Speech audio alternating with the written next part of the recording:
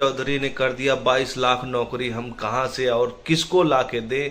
देखो वीडियो पूरी। आप सोचिए कि जिस प्रदेश में 22 लाख नौकरी देने में लगभग 82,000 करोड़ रुपया, क्योंकि मैं वित्त मंत्री भी हूं, तो 82,000 करोड़ रुपया तनख्वाह देना पड़ता है। और यदि 2,70,00,000 परिवार को सरकारी नौकरी दी जाए तो यह मोटा मोटी 10 लाख करोड़ रुपया बिहार को चाहिए।